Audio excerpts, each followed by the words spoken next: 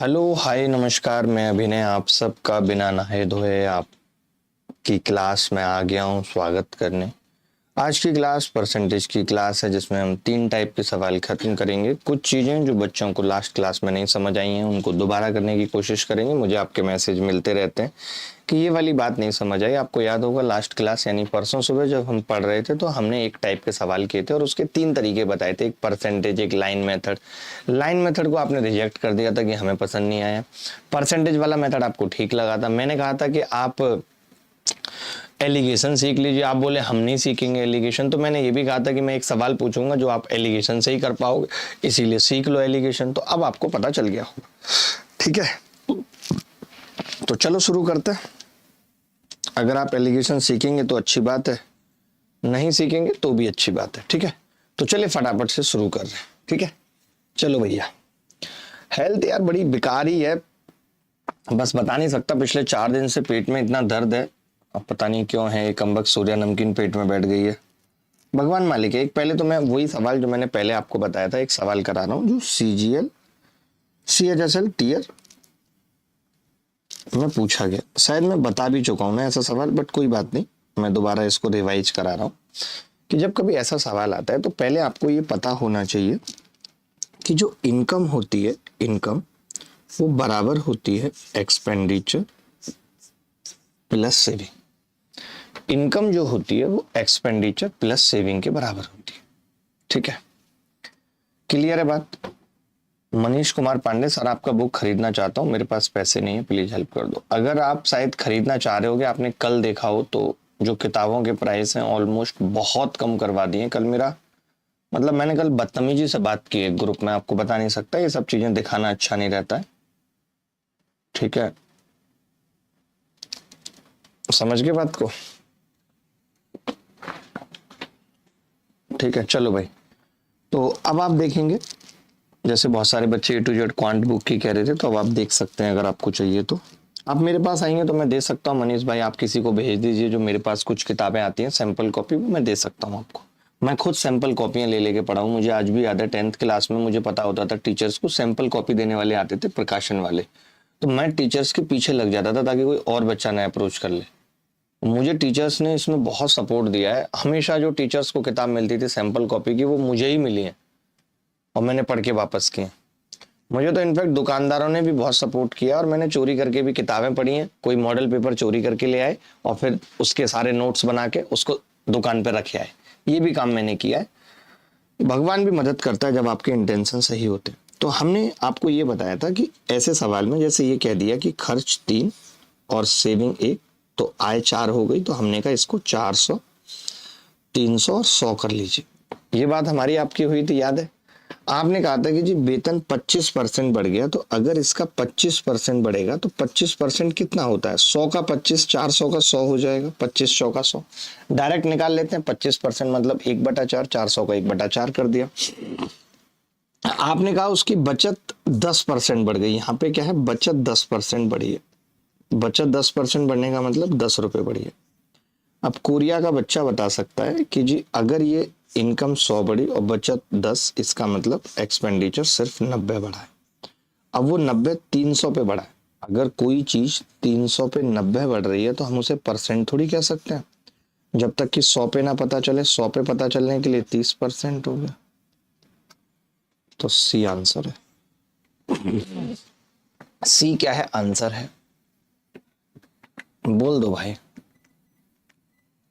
C answer है, ये हो गया। अच्छा, इसी चीज को अगर हम एलिगेशन के बच्चे से करते, एलिगेशन का बच्चा समझते हैं आप सब जानते हैं एलिगेशन का बच्चा कौन होता है। मैं दोबारा सिखाना चाह रहा हूँ। एलिगेशन मतलब कब लगता है? जब दो चीजों को जोड़ रहे हैं, और यहाँ पे भी जोड़ रहे हैं। यहाँ पे आपने एक्सपेंडिचर और सेविंग को जोड़ा है, और जोड़ के क्या बनती है जी? इनकम बनती है। आपने कहा एक्सपेंडिचर और सेविंग का जो रेशियो है वो 3:1 का है, 3:1। एक्सपेंडिचर कितना बढ़ा है बताना है, सेविंग कितनी बढ़ी है 10%, इनकम कितनी बढ़ी है 25%। मंथ 25% बढ़ी है। आपने कहा 25 में से 10 गया, कितना बचेगा? तो आपने कहा 15 बचेगा, 15 बचेगा। 25 में से 10 गया, कितना बचेगा? 15। आपने देखा कि ये 3:1 का रेशियो है, यानी इधर 3 तो इधर 1 होना चाहिए, तो इधर 15 है तो इधर 5 होना चाहिए, 5% आना चाहिए इधर, तभी 3:1 का रेशियो होगा। एलिगेशन कहता है जो रेशियो ऊपर है वही नीचे होना चाहिए, ठीक है, 5 होगा।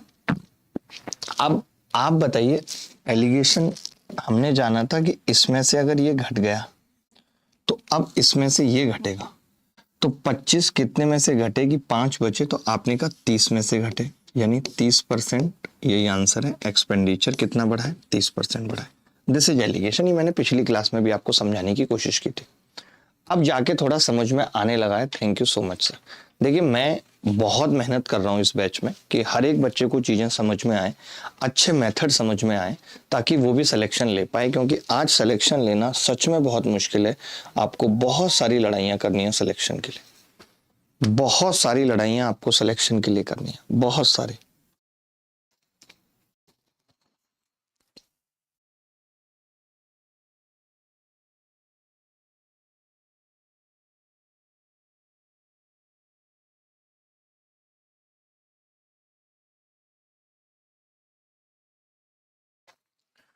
आगे बढ़ते हैं। रिसु, अब देखो ये सवाल है, ये सवाल आप जितना जल्दी एलिगेशन से कर सकते हो उतना जल्दी किसी और मेथड से नहीं कर सकते।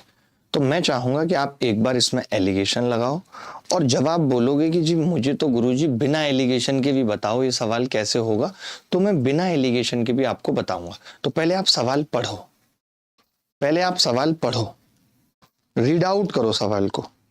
क्या करो, रीड आउट करो कि रिसु अपनी आय का X% बचाते। अब की बार यही पूछ लिया कि वो अपनी आय का कितने % बचाते, अब हमें रेशियो ही नहीं पता। सोचिए, हमें रेशियो ही नहीं पता कि एक्सपेंडिचर्स और इनकम या फिर सेविंग का रेशियो क्या है। जी जी तनीषा, तनीषा मैं आज आपको बात करता हूं।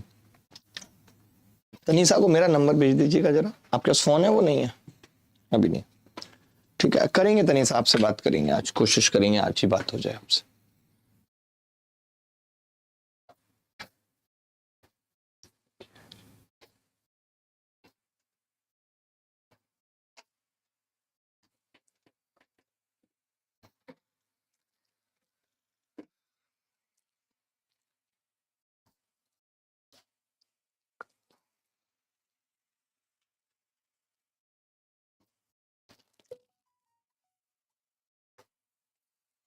ये लगा देना चार्जिंग पे। पता नहीं क्या फोन है ये, 2 रुपए का फोन है, बहुत घटिया बैटरी है इसकी, या फिर मैं ज्यादा यूज कर रहा हूँ। मैं भी तो बहुत बेकार हो गया हूँ बच्चों की तरह।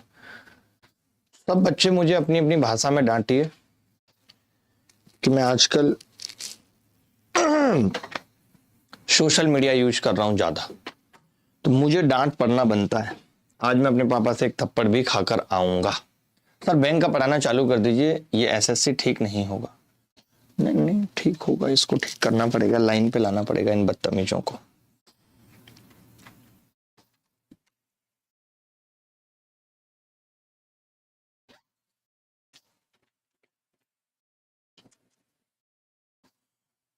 ठीक है जी,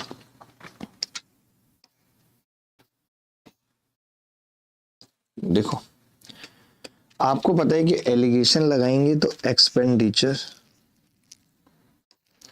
सेविंग,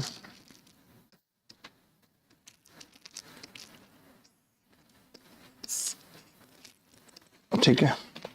तो आपको ये मालूम है मित्र कि इसकी आय में 26% की वृद्धि हुई है। ये आय है तो इसकी आय में 26% की वृद्धि हुई या नहीं हुई? 26% की वृद्धि, मानते हुए नहीं? मानते हुए नहीं, पहले बताओ सर। क्या मेरे में लाइव बहुत लेट से स्टार्ट हुआ है? कौन सा क्वेश्चन करवा रहे हो? दूसरा ही क्वेश्चन है अभी, तीसरा मान लो, क्योंकि पहले सवाल को 2 तरीके से बताया। ठीक है, चलो। आपने कहा एक्सपेंडिचर कितना बढ़ा है, तो आपने कहा 20% की वृद्धि हुई है। सेविंग में 50% की वृद्धि हुई है, आपने कहा हुई है। 50 में से 26 गया, आपने कहा 24 आ गया। 26 में से 20 गया, 6 आ गया।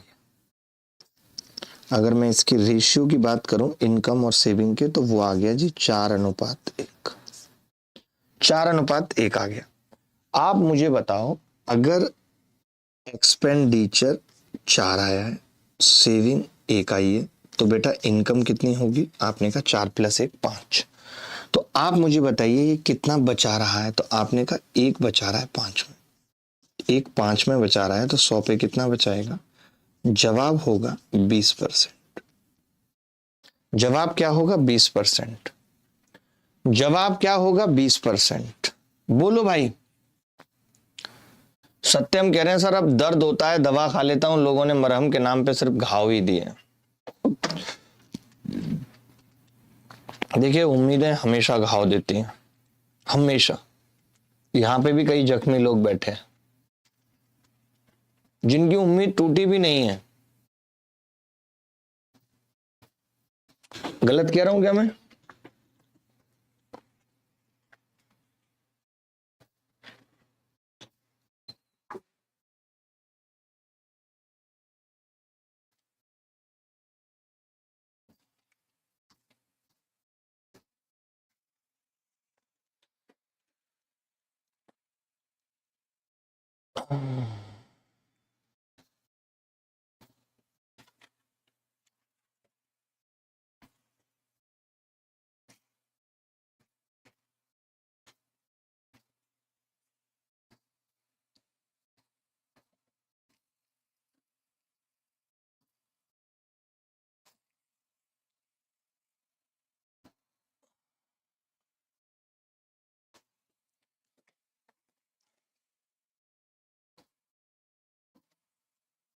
वो सुना होगा आपने कि पीछे छूटते शहर से मैंने कभी अपना सारा सामान साथ नहीं लिया। ये मेरे साथ भी है। और पीछे छूटते लोगों से मैंने कभी उन्हें दिया हुआ समय नहीं मांगा, और अपने बिछड़े हुए प्रेम के पास मैंने अपना एक हिस्सा वहीं छोड़ दिया, क्योंकि मेरी नजर में पीछे कुछ तो छोटा रह जाना चाहिए दोबारा फिर वहीं लौट आने के लिए। समझ रहे हो? दोबारा अगर वहीं लौट के कभी आना है तो कुछ छोड़ के तो जाना पड़ेगा ना। सर ई को भी तो ऊपर में लिख सकते थे, ई को ऊपर में लिख सकते थे, ऊपर में ही लिखा है। ई तो पहले यहां भी ऊपर में, यहां भी ऊपर में, और कितना ऊपर लिखेंगे? अच्छा कोई ऐसा बच्चा जो ये मान रहा है कि ये सवाल एलिगेशन, जैसे मैंने एक शिक्षक को भी सुना था, वो कह रहे थे कि ये सवाल बिना एलिगेशन के हो ही नहीं सकता। ऐसा नहीं है, ऐसा बिल्कुल भी नहीं है कि ये सवाल बिना एलिगेशन की नहीं हो सकता। मैं आपको दिखाता हूं करके, ठीक है? जैसे आपको पता है आई बराबर होता है, आपको मालूम है मित्र, आई बराबर होता है E + S, ठीक है? यही होता है। आई का कितना बढ़ा है? तो आप कहेंगे आई का परसेंट बढ़ा है 26%, आई का 26% बढ़ा है। और अब आई का जितना बढ़ा है वो किसके बराबर है? ई का 50%, नहीं, ई का 20% प्लस बचत का एस का 50%। मानते हो सही लिखा है? कहीं कुछ गलत तो नहीं लिखा? नहीं। अब आप कहेंगे कि जो आई है मास्टर साहब, वो तो आई जो है, ये जो आई है, इसको क्या E + S नहीं लिख सकते? मैंने कहा लिख सकते हैं। तो आपने देखा E + S का 26%, ई का 20%, एस का 50%। अब आप ऐसा करो, इसको खोल दो, आप लिखोगे ई का 26% और उधर से ले आओ ई का 20%, ला सकते हो, बराबर एस का 50% और इधर से ले जाओ एस का 26%। गलत है क्या? नहीं।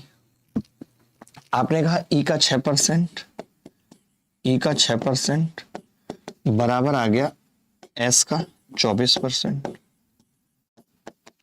6 से ये 4 बार कट गया, तो E/S कितना आ गया? 4/1। इनकम कितनी आ गई? 5। 5 पे कोई एक बचा रहा है, यानी 20%। बात वही है, ये भी कुछ अलग चीज नहीं है, एलिगेशन इसी का एक मेथड है। आप बताओ आई बराबर E + S, आप कह रहे हो इनकम का 26% बढ़ गया, और वो जो 26% इनकम का बढ़ेगा वो वही है जो आपने कुछ खर्च बढ़ा लिया और कुछ सेविंग बढ़ा लिया, यही तो किया आपने। बात खत्म हो गई। सर जी मेरा बैच ट्रांसफर कर दो फ्रॉम SSC संकल्प 07 बैच टू SSC प्रथम बैच में। हो जाएगा, हो जाएगा, चिंता मत करो, सब हो जाएगा। अभी पहले पढ़ाई करो यार, पढ़ाई नहीं करोगे, इससे बैच उसमें ट्रांसफर कर दो, उसमें कर दो, पढ़ना नहीं है बस। चलिए मैं कुछ और सवाल इसी में पूछ रहा हूँ। ये तो अभी तक हम जो पढ़ रहे थे ये बात हो रही थी परसेंटेज की, परसेंट पूछा जाता है? हाँ, ये आपने गलत रख देती हो चेयर, फिर पता है नताशा आपको होगी कि आप मास साहब ऐसे कह रहे हो। मास साहब कुछ नहीं कह रहे, बस आप क्या कहते थे अपने टीचर्स को? हम लोग मास साहब कहते थे, मास साहब सर बोलते थे आपके। सर तो हमने सीखा है इनफैक्ट 12th क्लास के बाद कॉलेज में, क्योंकि हमने 10th तक, हाँ 10th तक तो हमने बोला मास साहब, और फिर 11 12th में हम लोगों के यहाँ गुरुजी चलता था। बहुत सारे लोगों को ये जान करके हैरानी होगी कि आज मैं जिस विचारधारा का विरोध करता हूँ कभी कभी, या मैं जिस पार्टी का विरोध करता हूँ कभी कभी, मैं उसी के स्कूल से पढ़ा हूँ। मैं ये बताना नहीं चाहता हूँ लोगों को, बट मैं उसी स्कूल से पढ़ा हूँ। बट सोचो कि एक स्कूल में पढ़े रहने के बाद भी मेरे अंदर वो हिम्मत है कि मैं विरोध कर पाता हूँ खराब चीजों का, गलत चीजों का। ये बड़ी बात है, वरना तो लोग जहां से गुजर भी जाएं उस विचारधारा के गुलाम हो जाते हैं। और हमने वहां 2 साल पढ़ाई करके भी उस विचारधारा की गुलामी नहीं की। स्वतंत्र रहना बहुत जरूरी है। स्वतंत्रता का मतलब सिर्फ वो नहीं है जो 1947 के बाद आजादी मिली। स्वतंत्रता हर जगह जरूरी है, प्रेम में भी स्वतंत्रता जरूरी है। ये सवाल देखिए आप जल्दी से फटाफट फटाफट करते हैं। मैं हर टाइप के जितने भी सवाल हो सकते हैं ना वो सब बता रहा हूं, सब बता रहा हूं। देखिए, मनीषा की मासिक आय 1,20,000 और उसका मासिक खर्च 55,000 था। अगले वर्ष उसकी आय में 22% की वृद्धि हुई और उसके व्यय में 10% की वृद्धि हुई। उसको बचत में प्रतिशत वृद्धि ज्ञात कीजिए 2 दशमलव स्थानों तक पूर्णांकित। कैसे भी कर लीजिए, जैसे आपको ठीक लगता है। आप दोनों में से किसी भी तरीके से कर सकते हैं। आप इंटेलिजेंट हैं, आप अच्छे हैं, आप पढ़ाई में बच्चे हैं।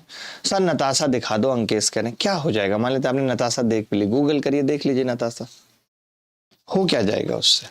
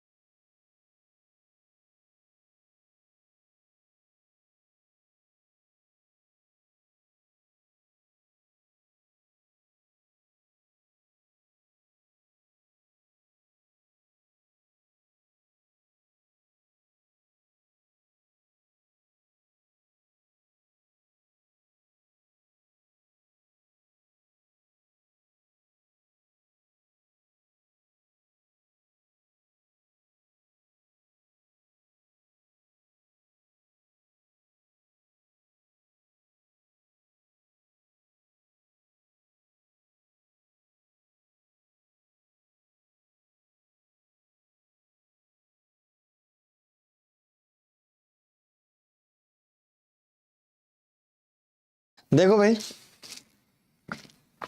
अरे छा गए छा गए छा गए, अरे छा गए छा गए छा गए। मनीषा कुछ ज्यादा नहीं कमा रही है। मनीषा ज्यादा कमा रही है? कितना कमा रही है लगभग देखना, पता है लोग लिख रहे हैं यहाँ पे मनीषा ज्यादा कमा रही है, मुझे तो पता भी नहीं कितना कमा रही है।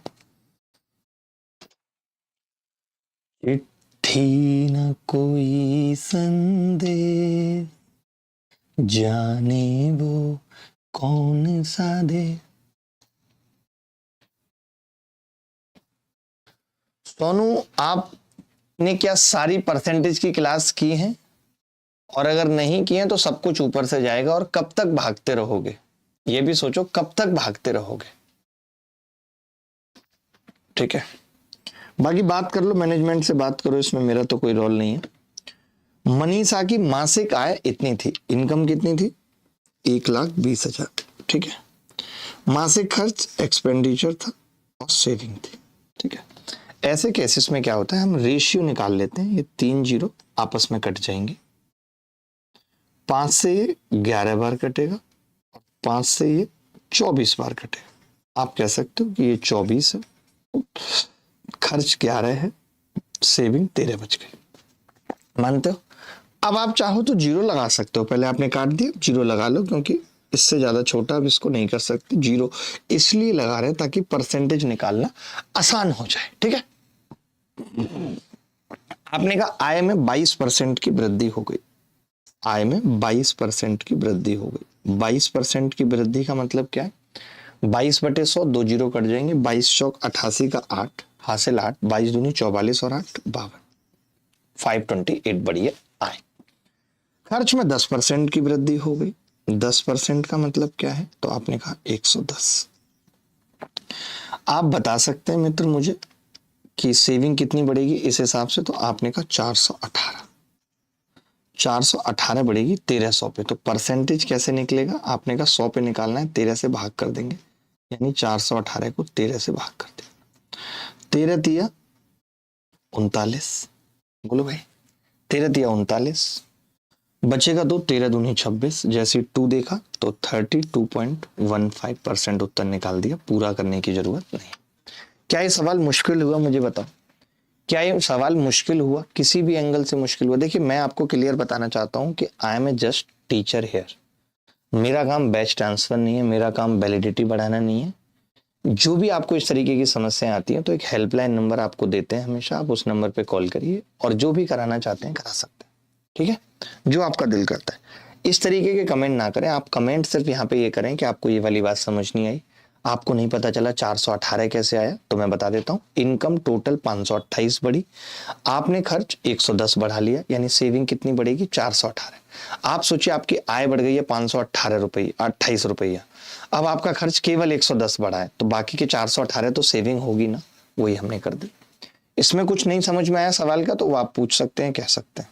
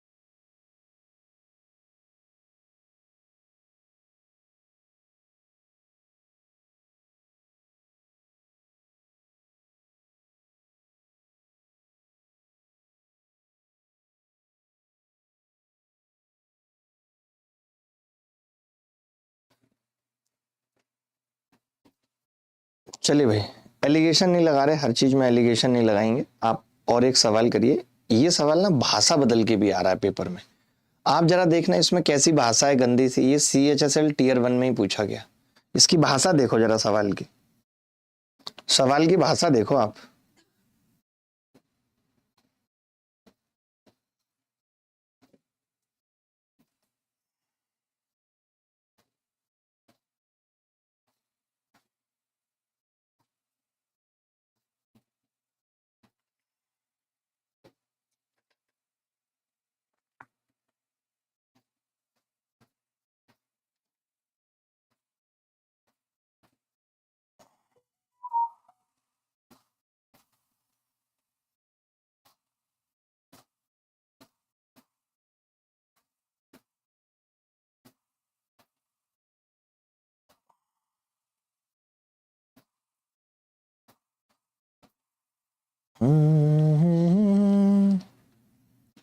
आप अपनी मर्जी से कहीं भी लगा लो एलिगेशन, ऐसा कुछ नहीं है, बट मैं कहूंगा कि मैंने एलिगेशन इसलिए नहीं लगाया, पॉइंटों में उत्तर था, आपको परेशानी होती है, आप पॉइंटों में पॉइंट वाले पे मत लगाइए एलिगेशन। देखिए ये भी सवाल सेम है। आप एक बात बताओ, इन्होंने पूछा क्या है, सुनना पूरी बात ध्यान से। ये कह रहा है रामू पहले वाई बचत करता था और वाई के बाद अब वो एक्स बचत करता है। अगर पहले कोई वाई बचत करता था और अब वो एक्स बचत करता है, तो मैं ये कह रहा हूं इसका मतलब उसकी बचत कितनी बढ़ी, तो मैं कह सकता हूं जी एक्स माइनस वाई, और वाई पे इतना है गुणा 100%। यानी कि ये कुछ भी नहीं पूछ रहा है, ये जो पूछ रहा है ये कोई नई चीज नहीं है, ये हमसे पूछ रहा है परसेंट चेंज इन सेविंग।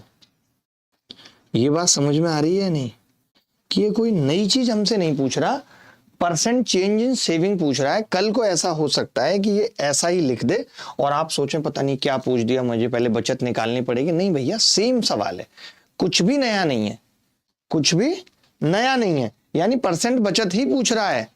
तो आप कैसे करेंगे, तो आपने कहा कि जी 72% खर्च करता है।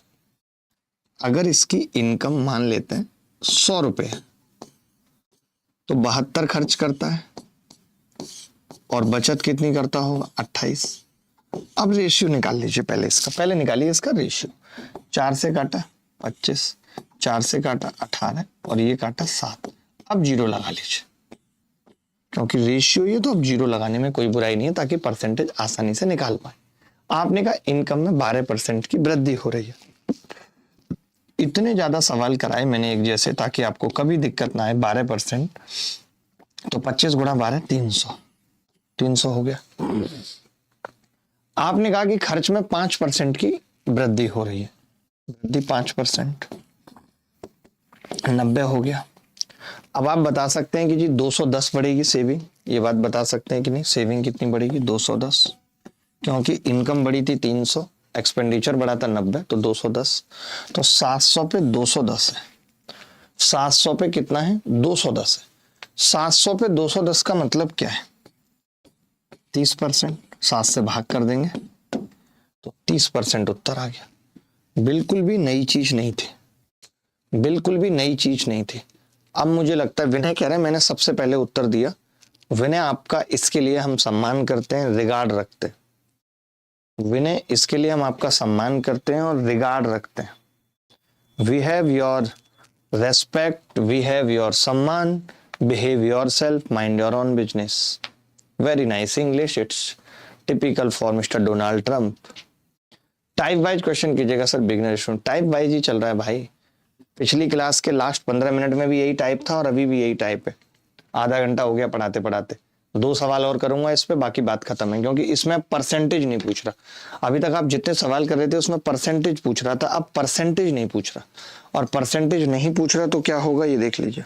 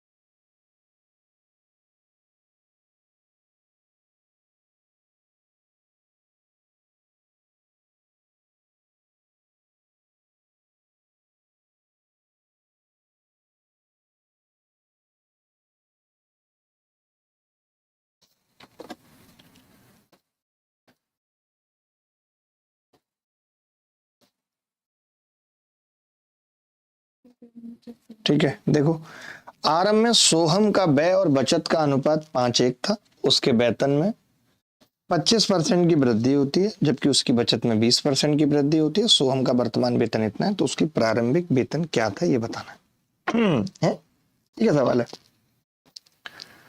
उसके वेतन में 25% की वृद्धि होती है, उसकी बचत में, सोहम का वर्तमान व्यय इतना है। अच्छा, व्यय दिया हुआ है। बड़ा अच्छा सवाल है, बड़ा प्यारा सवाल है। देखते हैं कैसे इस सवाल को निपटाएंगे। सबको दिख रहा है भाई? आपने देखा कि इसका व्यय यानी एक्सपेंडिचर 5 था, इसकी सेविंग 1 थी, तो इनकम कितनी होगी? तो आपका जवाब होगा 6। इनकम कितनी होगी? 6। ठीक है, आप कह सकते हैं कि ये 500, ये 100 और ये 600। एक्सपेंडिचर 500, सेविंग 100 और इनकम 600। ये बात क्लियर है कि नहीं? एक्सपेंडिचर 500, सेविंग 100 और इनकम 600। ये बात क्लियर है या नहीं है? तो आप कहेंगे हाँ जी बिल्कुल क्लियर है। ठीक है, आपने कहा कि आरंभ में सोहम का व्यय और बचत का अनुपात 5:1 था, उसके वेतन में 25% की वृद्धि होती है।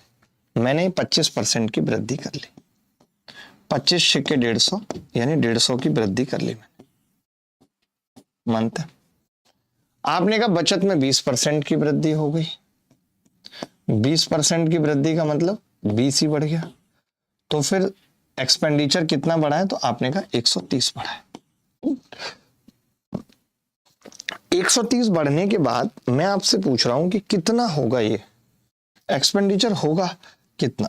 तो आपका जवाब होगा जी ये होगा 630। ठीक है, इसने प्रारंभिक वेतन पूछा है, 600 की वैल्यू पूछी है। एक बात बताओ, 630 की वैल्यू दे रखी है, ध्यान से सुनना, अब मैं कैलकुलेशन बता रहा हूं।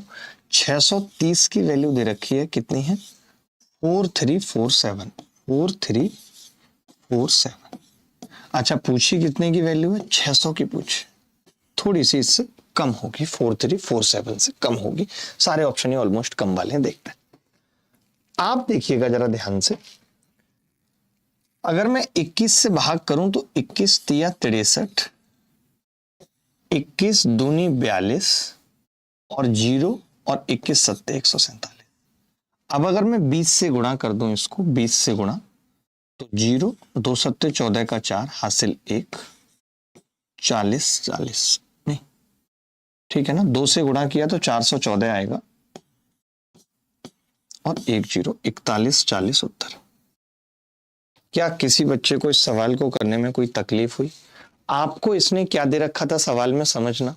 इसने एक्सपेंडिचर दे रखा था 630 की वैल्यू, ये दे रखी थी वर्तमान एक्सपेंडिचर जो अभी का है 630 की वैल्यू। आपसे 600 की पूछ रहा था, हमने निकाल दिया। क्या मुश्किल हुई सवाल को करने में? प्रतीक का उत्तर आ गया था। यही प्रतीक का अंदाज मुझे सबसे सही लगता है, प्रतीक का यही अंदाज मुझे सबसे सही लगता है।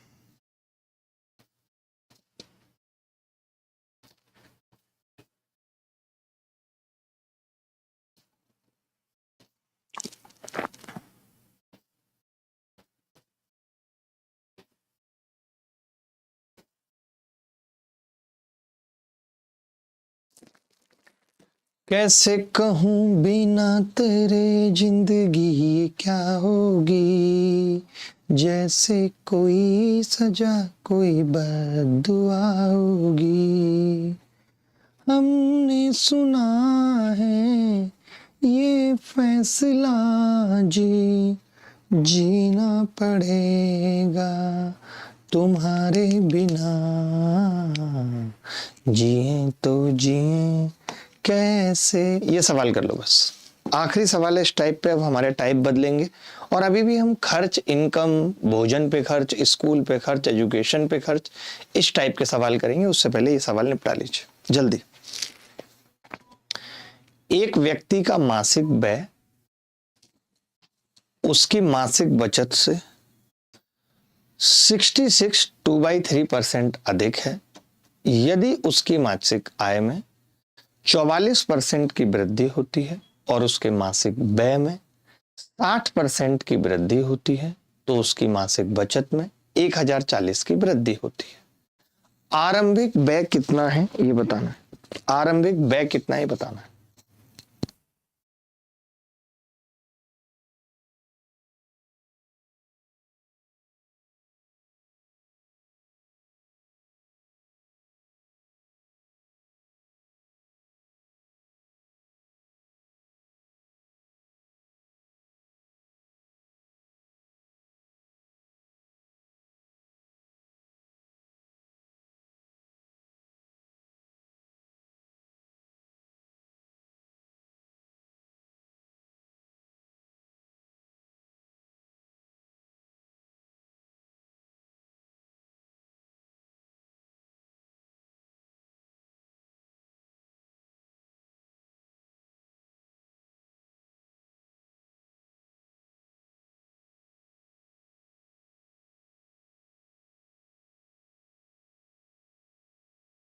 देखो भाई,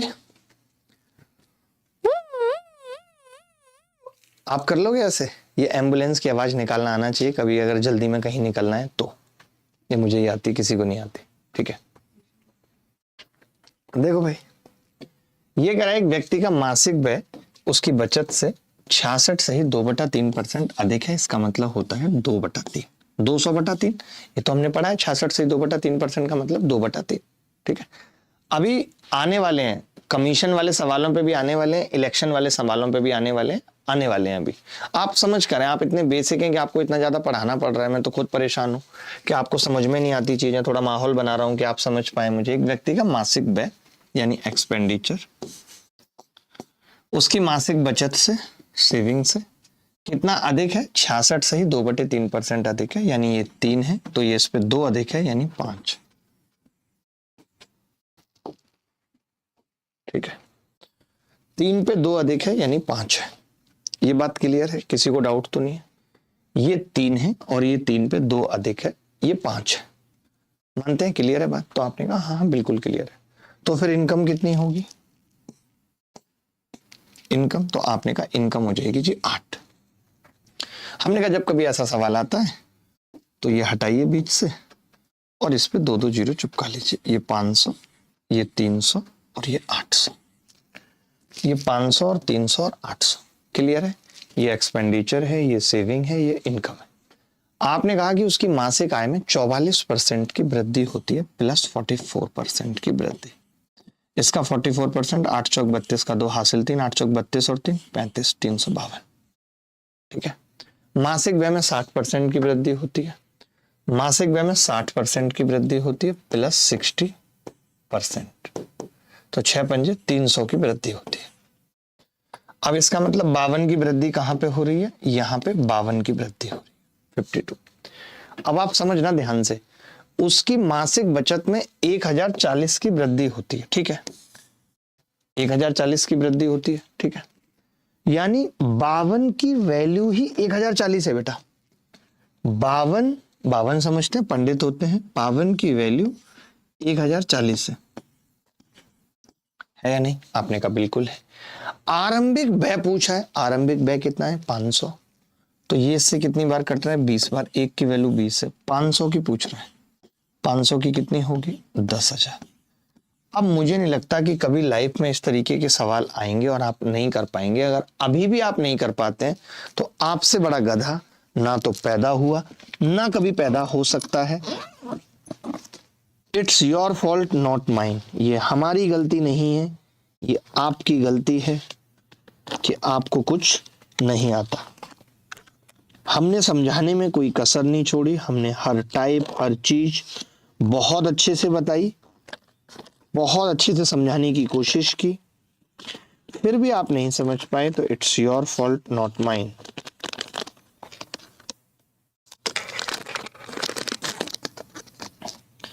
अरे बोलना हल्के हल्के, बोलना हल्के हल्के। क्या हो जाएगा उससे हल्के हल्के बोलने से? ये बताओ। बोलना है तो ढंग से बोलो, हल्के हल्के बोलने से क्या हो? तू मेरा ख्वाब है, मैं तेरे दिल का ख्याल। जल्दी से फटाफट से कॉपी कर लो, अगले टाइप की तरफ चलते हैं।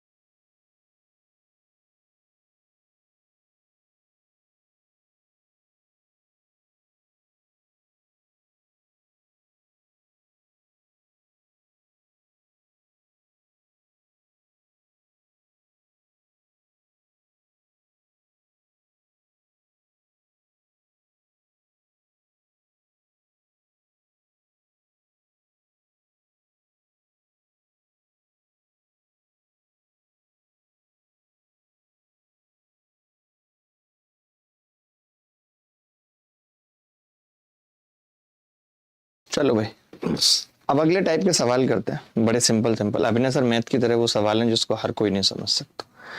ये बात बिल्कुल सही बात है, हर किसी को समझना।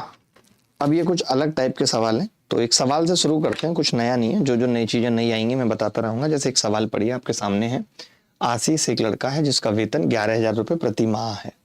वह 4,000 रुपये घर के किराए पर और 1,500 रुपये बिलों पर खर्च करता है और बाकी रकम उसकी मासिक बचत है। एक साल में उसकी बचत ज्ञात करें यदि उसके जन्मदिन के महीने में उसने अपनी सारी मासिक बचत जन्मदिन मनाने पर खर्च कर दी। आशीष का वेतन 11,000 रुपये प्रति माह है, ठीक है। 4,000 रुपये घर के किराए पर और 1,500 रुपये बिलों पर खर्च करता है और बाकी रकम उसकी मासिक बचत है। एक साल में उसकी बचत ज्ञात करें यदि उसके जन्मदिन के महीने में उसने अपनी सारी मासिक बचत जन्मदिन मनाने पर खर्च कर दी। कैसे कैसे लड़के हैं, हर कोई कर देता है पता, जन्मदिन मनाने पर खर्च।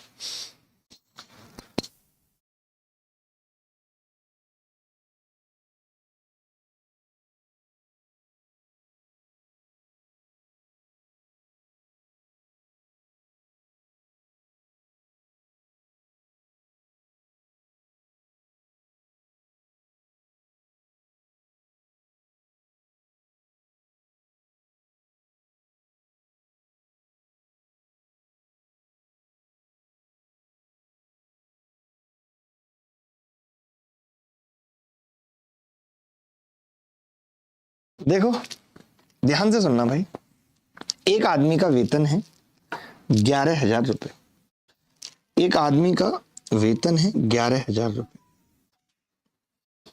4,000 रुपये घर के किराए पर खर्च करता है, 4,000 रुपये। 1,500 बिलों पर खर्च करता है और बाकी की रकम जो है वो मासिक बचत है, सेविंग है। एक साल में उसकी बचत ज्ञात करें यदि उसके जन्मदिन के महीने में उसने अपनी सारी मासिक बचत खर्च कर दी। ये क्या है, एक साल में उसकी बचत ज्ञात करें यदि उसने जन्मदिन के महीने में उसने अपनी सारी मासिक बचत खर्च कर दी। क्या बकवास है यार सवाल में। वेतन जो है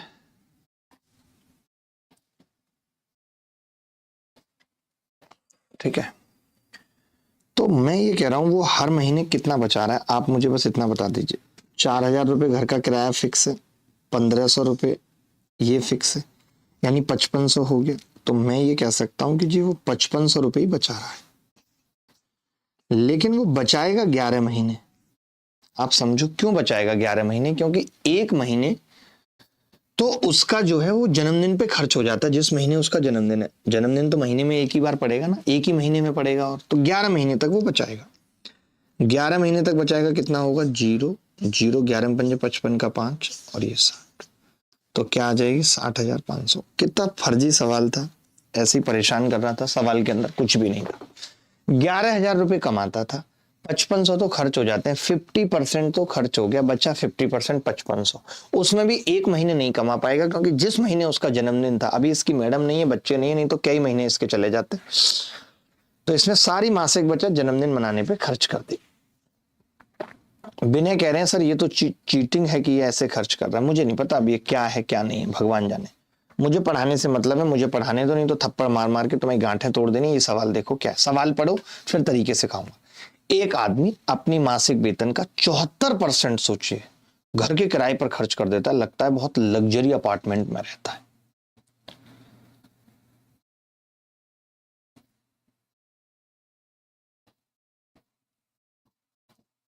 ठीक है, अब यदि हर महीने वो 385 रुपए परिवहन पर भी खर्च कर रहा है, आने जाने पे, मैडम को रैपिडो बुक करने पे, 2725 किराने पर खर्च कर रहा है, किराने का मतलब समझ के ग्रोसरी पे खर्च कर रहा है, और शेष 621 बचा रहा है, तो उसकी मासिक वेतन है कितना ये बताना। सैलरी कितनी है इस बदतमीज की, बताओ भाई। बड़ा ही प्यारा सवाल है।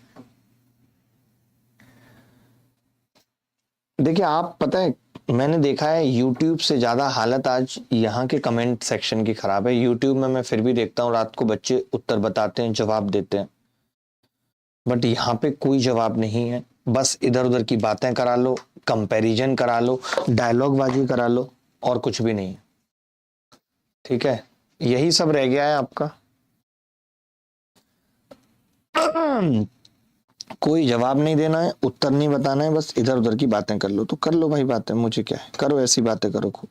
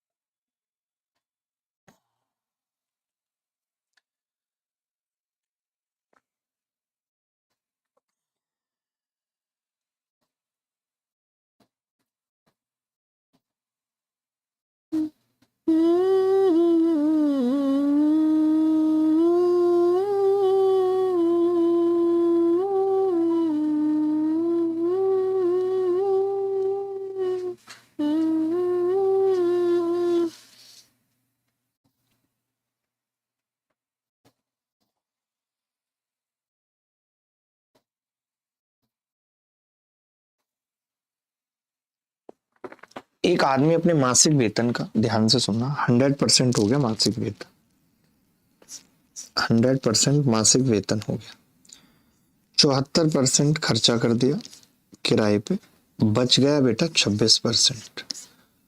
और ये जो बचा हुआ 26% आपको बताता हूँ ये कौन सा है, तो आप कहेंगे 385 परिवहन वाला बच गया, प्लस 2725 किराने वाला हो गया, और प्लस 621। 385, 2725, 621। क्लियर है बात? तो आपका जवाब होगा, क्लियर है, 385, 2725 और 621, यानी ये आ गया 3731, यानी 26% की वैल्यू कितनी है, 3721। अब देखिए सारे ऑप्शन बड़े पास पास है, दिक्कत ये है सबसे बड़ी, और हमें निकालना है 74% की वैल्यू। तो देखते हैं, यूनिट डिजिट सबका अलग अलग है, समझना। मैंने 13 से काटने की कोशिश की, इसको 13 से काट पाऊंगा, आप कहने का देखते हैं। तो 13 दूनी 26, 2% की वैल्यू, 13 दूनी 26, 13 अट्ठे 104 और 13 सत्ते 91। मैंने कहा अगर मुझे वैल्यू निकालनी है 100% की, तो 50 से गुणा होगा तो जीरो आएगी, और वो जीरो एक ही ऑप्शन में आ रही है क्योंकि मासिक वेतन पूछ रहा है। आप समझो,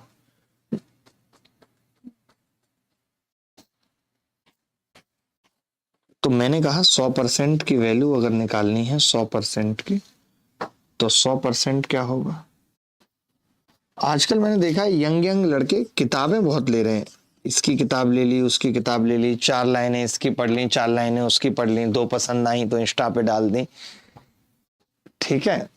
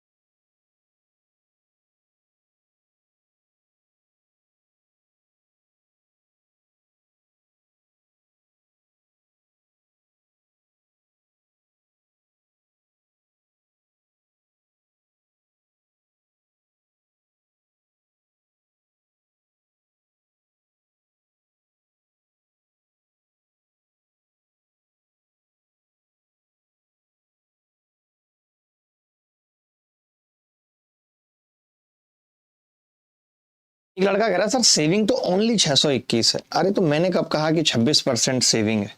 मैंने तो ये कहा ही नहीं, मैंने तो ये कहा कि अगर उसकी इनकम 100% है तो उसमें 74% तो रेंट पे ही खर्च हो गया। अब उसके पास 26% बचा है, उस 26% में उसको ट्रेवलिंग पे भी खर्च करना है 385, किराने पे भी खर्च करना है 2725, और 621 बचाना भी है। 621 बचाना भी है, तो 385 प्लस 2725 प्लस 621, तो 26% की ओवरऑल वैल्यू है।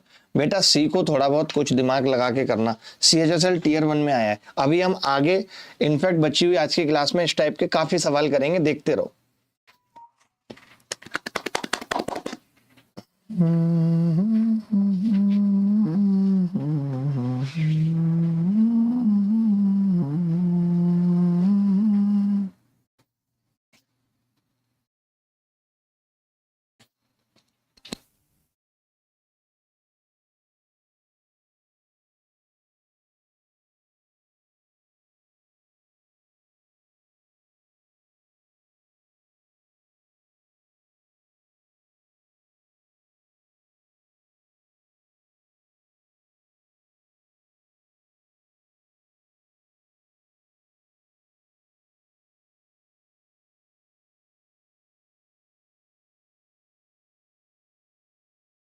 संदीप कह रहे हैं सर बिगनर स्टूडेंट हूं।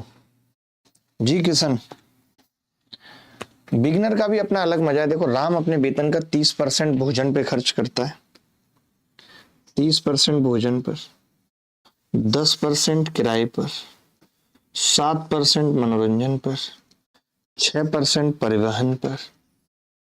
यदि एक महीने के अंत में उसकी बचत 1880 है तो उसका मासिक वेतन बताओ। देखिए अगर 100% उसका मासिक वेतन है तो उसमें उसके खर्च क्या क्या है, एक्सपेंडिचर क्या क्या है, तो आप कहेंगे 30% तो भोजन पे खर्च कर रहा है।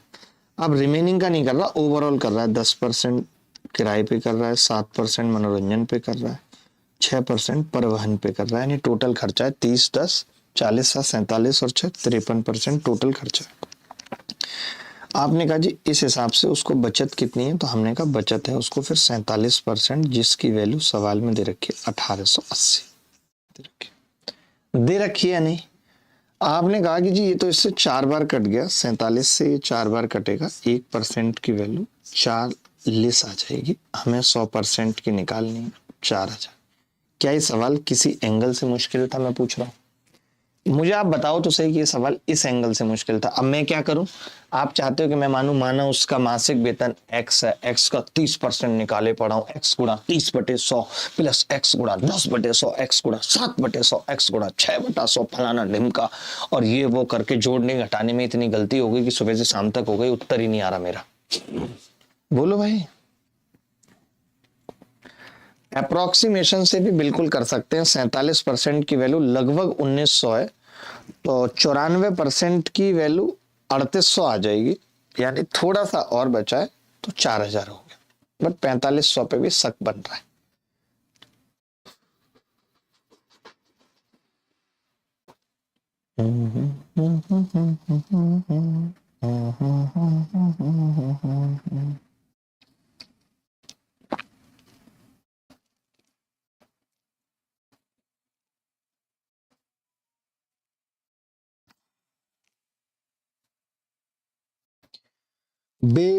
बेकरारी में भी ये करार आए।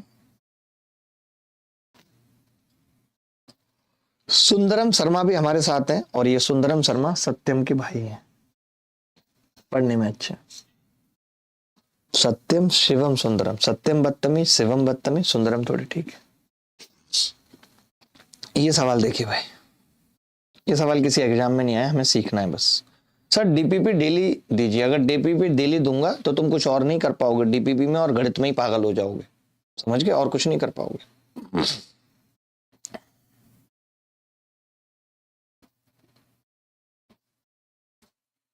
एक परिवार 7500 रुपये कमाता है, जिसमें से 10% की बचत होती है, खर्च का 30% शिक्षा पे खर्च होता है, 30,375 स्वास्थ्य पे खर्च होता है, शेष राशि भोजन पे होती है। कुल आय में भोजन पर होने वाले खर्च का प्रतिशत बताओ।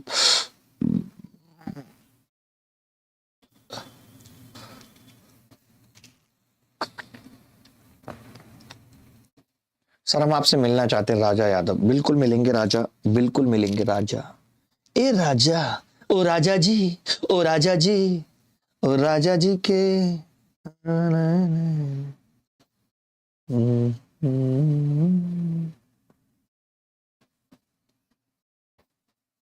फटाफट से इस सवाल का उत्तर निकालो। अब एक भी सवाल का उत्तर अगर आप नहीं निकालोगे तो कौन निकालेगा, ये बता दो मुझे।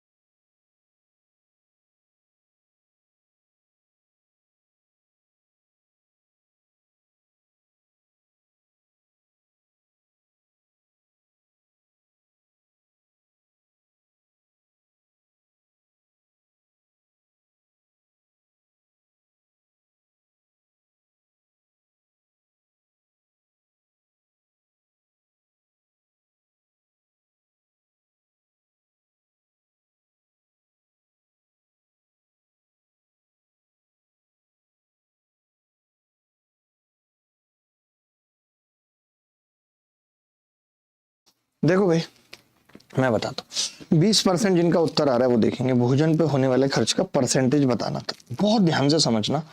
आप कहोगे कि यार ये मास्टर कैसे कर देता है सवालों को और परसेंटेज। आपने पता है क्या करा होगा, 75,000 का 10% निकाला होगा, आपने 30% निकाला होगा। मैं नहीं निकालूंगा, बता रहा हूँ क्यों।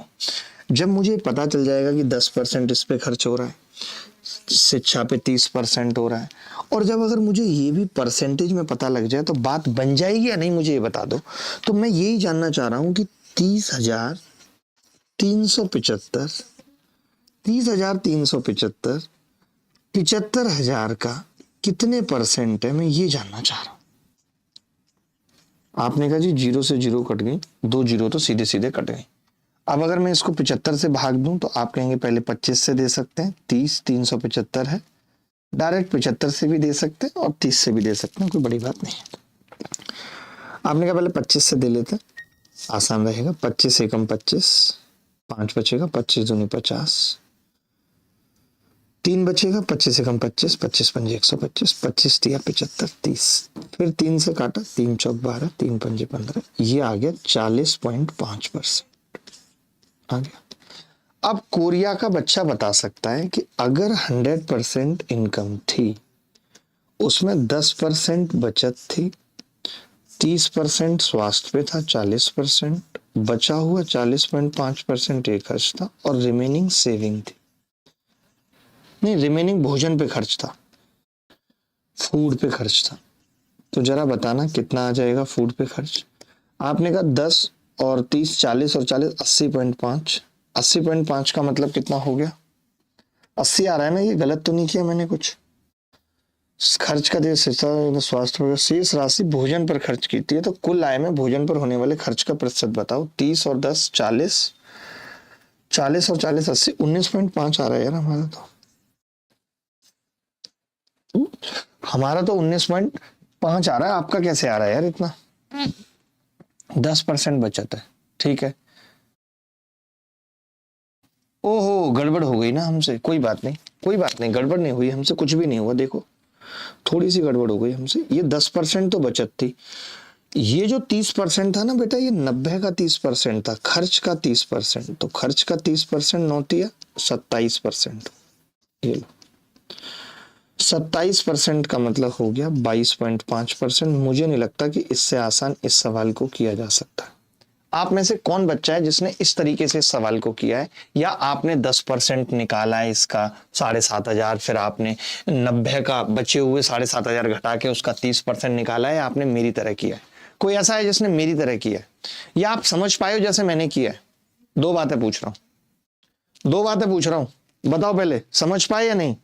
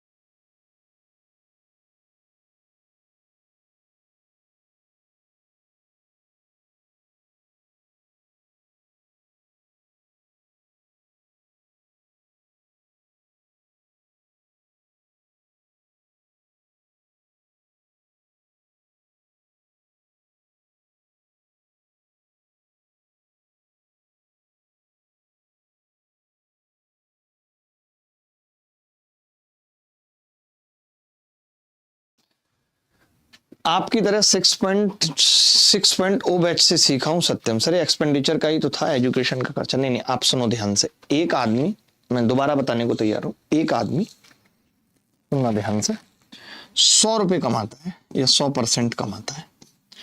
उसने क्या किया, 10% सेविंग कर ली। सुनना, सेविंग कर ली, बच गया 90% उसका खर्च है, एक्सपेंडिचर है। इस एक्सपेंडिचर का 30% एजुकेशन पर है। 90% का 30%, 27% एजुकेशन पर, एजुकेशन पर, ठीक है। अब ये 30, 375 स्वास्थ्य पे था, जिसका मैंने परसेंटेज निकाल लिया 40.5।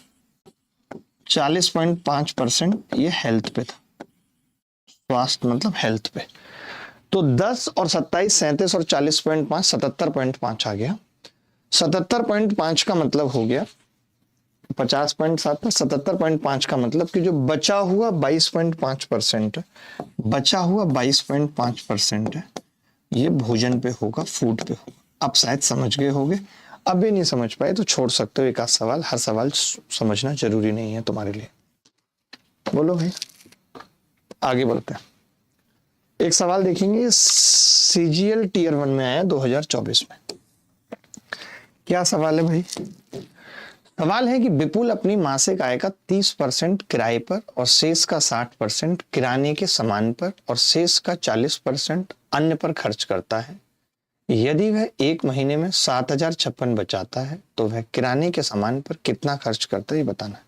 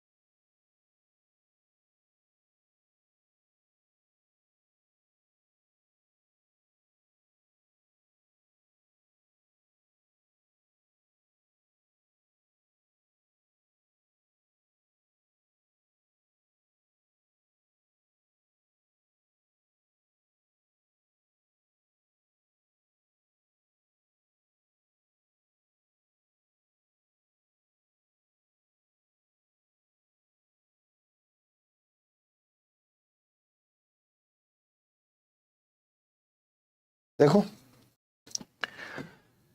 विपुल अपनी मासिक आय का 30% किराए पर, शेष का, अब देखो यहाँ पे ना लफड़ा है, शेष का 60%, शेष का 40%, ये सब बड़े मुश्किल है।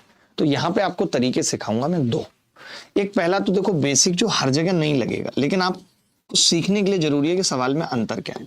आपने 30% किराए पे खर्च किया, ठीक है, तो बचा कितना, 70%, और आपने 70% का 60% किराने के सामान पे खर्च किया, यानी 42%।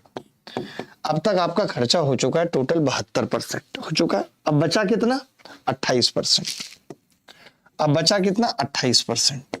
तो फिर 28% का 40%, 28 दूनी 56 दूनी 11.2%। 30 और 42, 72 और 11.2 ये हो गया। तो अब बचा कितना, आप 28 में से 11.2 ले चुके हो, बचा कितना, तो आपने कहा 12 घटा देता हूं, 16.8% बच गया। 16.8%।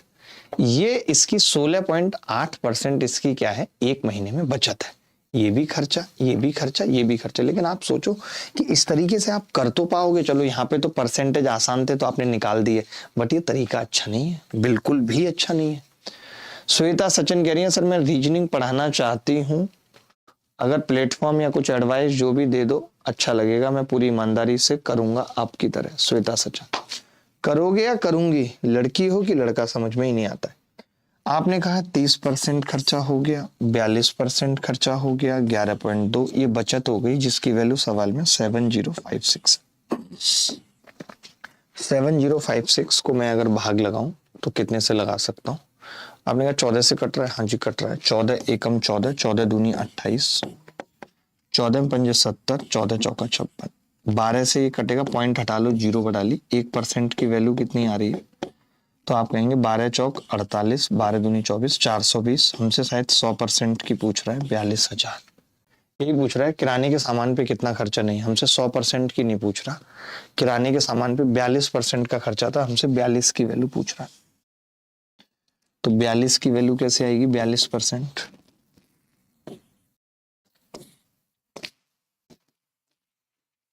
हैंग हो गया बोर्ड। 42% की जो वैल्यू आएगी उसमें लास्ट में 4 आएगा, तो ये सी आंसर हो जाएगा, सी आंसर हो जाएगा। क्योंकि अगर 1% की वैल्यू 42 है, 420 है, तो 42% की वैल्यू पूछ रहा है, वो कितनी आ जाएगी जी, 1764 होता है 42 का स्क्वायर, 17,640, ये उत्तर है।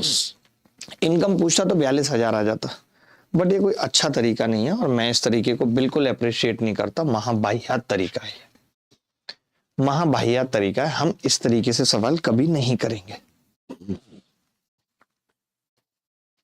फिर कैसे करेंगे वो बताना है।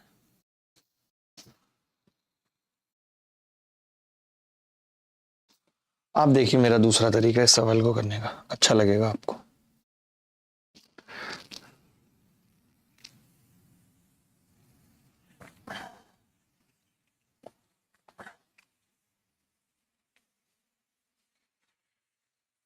तरीका देखिए, मान लेते हैं कि आपने मासिक आय, टोटल जो मासिक आय थी उसको आपने आई कंसीडर किया। ध्यान से सुनना, आई माना आपने 30% किराने के सामान पे खर्च कर दिया, तो आपके पास बचा कितना है ये पूछना चाह रहा हूं। आपने किराने के सामान पे खर्च कर दिया, आपके पास बचा कितना है? आपने कहा 70%, यानी 7/10। ये कह सकता हूं, आपने 30% किराने के सामान पे खर्च कर दिया, बचा 70%, आई का 7/10। शेष का 60% आप किराने के सामान पे खर्च करते हो, शेष का 60%। आपके पास बचा कितना? 40%, यानी 2/5। 2/5 इतना बचा आपके पास। अच्छा, आपसे मैं पूछूं कि सवाल में पूछ क्या रहा है, तो आप कहेंगे आई का बचा कितना है? 7/10 का 60% आपसे पूछना चाह रहा है 3/5। ये आपसे पूछना चाह रहा है सवाल, यही तो पूछना चाह रहा है भाई। जितना बचा था उसका 60% आपने खर्च किया, ये आपसे पूछना चाह रहा है। ये मैं बचाता जा रहा हूं, देखना ध्यान से सुनो। आई का 70% यानी 7/10, उसका 40% यानी 2/5 बचा है। शेष का 40% अन्न पर खर्च किया, तो फिर से 60% बचा है। देखना प्लीज ध्यान से, हाथ जोड़ रहा हूं भाई। अगर 40% फिर से खर्च कर दिया तो फिर से 60% बचा, यानी 3/5 यही बचा। अब जितना भी बचा है उसी की वैल्यू तो ही 7056 है। जितना भी बचा है उसी की वैल्यू 7056 है या नहीं, ये बता दो मुझे। तो आपने कहा है, बिल्कुल। अब आप खुद सोचो, मुझसे सवाल में पूछ रहा है आई गुणा 7/10 गुणा 3/5। तो आपने कहा मैं इसको नहीं डिस्टर्ब करूंगा मास्टर साहब। मैंने कहा बेटा इसको भी मत करना, काम का है, बस 2/5 को उधर ले जाओ, 2/5 को उधर ले जाओ। तो आपने इधर जाके क्या किया? 5/2 यही किया। 2 से भाग लगा दो इसको, 2×3 = 6, 2×3 = 6, 2×5 = 10, 2×2 = 4, 2×8 = 16। 5 से गुणा कर दो, तो आपने कहा कर दो 5×8 = 40 की 0 हासिल 4, 5×2 = 10 और 4 14 का 4 हासिल 1, 5×5 = 25 और 1 26 का 6 हासिल 1, 5×6 = 15 और 2। क्या कोई इतने प्यारे तरीके से सवाल को कर सकता है? कितनी कम कैलकुलेशन में मैंने सवाल तोड़ दिया, कितनी कम कैलकुलेशन में मैंने सवाल तोड़ दिया। आप सोच सकते थे। मैंने क्या बताया पहले सुनो। मैंने कहा आई, और आई का 30% खर्च हो गया, बचा 70%, 7/10 यही बचा है। बचा या नहीं? आपने कहा कि जी आप ये 70% को 7/10 ना भी लिखो तो भी चलेगा, 70% ही रहने दो, आप इसको 40% ही रहने दो, तो भी कोई दिक्कत नहीं है, ये एज इट इज। क्योंकि पूछा तो हमसे यही है ना। हमसे क्या पूछा है? हमसे ये पूछा है कि जब 30% खर्च कर दिया था, 70% बचा था, तो उसका 60% यानी 3/5 आपने किराने पे खर्च किया था, और वही बताना है किराने वाला। यानी आपसे तो पूछा ही आई गुणा 7/10 गुणा 3/5 है, तो मैं क्यों निकालूं आई? बताओ। मैंने तो सिंपल क्या किया कि भैया आई का 70% बचा, 7/10, 60% खर्च कर दिया, 40% बचा, 2/5, फिर 40 खर्च कर दिया बटा 60%, 3/5, कि जो भी बच गया वही बचा था 7056। तो मुझे सवाल में आई गुणा 7/10 3/5 ये तो निकालना ही था, निकालना था या नहीं? बस 2/5 को मैं उधर ले गया, उत्तर आ गया मेरा। बोलो, गजब हो सर आप, कमाल का तरीका, हेड्स ऑफ मास्टर जी। अरण्या पारिया, आप बताओ इसमें कैलकुलेशन कितनी कम हो गई, मजा आया कि नहीं आया?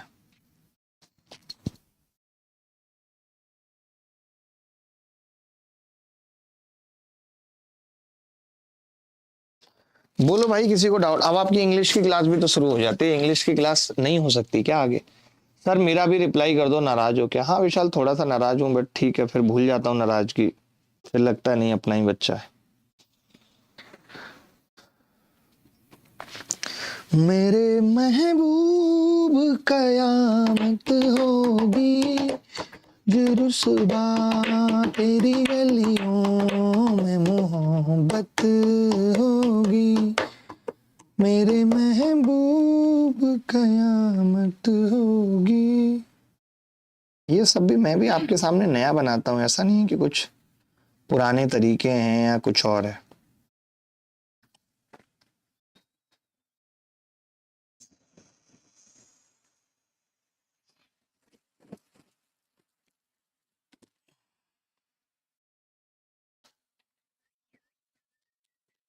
You are a magician sir. Sir शाम को 6 बजे क्लास होगी। आज पढ़ाऊंगा, कल पियर्सन ये वो सब सारे मेथड पढ़ाऊंगा। एग्जैक्ट टाइम पे आ जाना 6 बजे, ठीक है। सर प्यार इंपॉर्टेंट है या फिर पावर? देखिए वक्त के हिसाब से हर चीज इंपॉर्टेंट है। अब तुम 17 साल की उम्र में हो तो प्यार से ऊपर कुछ नहीं लगता, तब प्यार का मजा ले लो। जब 25-26 के हो जाओगे तो लगेगा यार नहीं, प्यार कुछ नहीं है, खोखला होता है, घाव देता है, जख्म देता है, तो फिर लगेगा लाइफ में कुछ कर लें। तो हर वक्त के हिसाब से हर चीज अच्छी है, किसी भी चीज को खराब या अच्छा नहीं कहा जा सकता है। क्यों ना दादा, ठीक कह रहा हूं कि नहीं? मैं कभी प्यार भी नहीं अच्छा लगता था, बोझ लगता था, कभी प्यार अच्छा लगता है, तो जब जो अच्छा लगे वो कर लेना चाहिए। चले कोशिश करेंगे कि इन चीजों को जल्दी खत्म करें। और मैं ये चाहूंगा कि सैटरडे संडे में भी कुछ आपको क्लासेस मिलें, चाहे वो मुझे पहले से रिकॉर्ड करनी पड़े, ठीक है। अभी के लिए इतना ही। अगली मुलाकात फिर होगी आपसे इसी उत्साह उमंग के साथ। ख्याल रखिएगा, खुश रहेगा। बाय बाय, टेक केयर, धन्यवाद, बाय।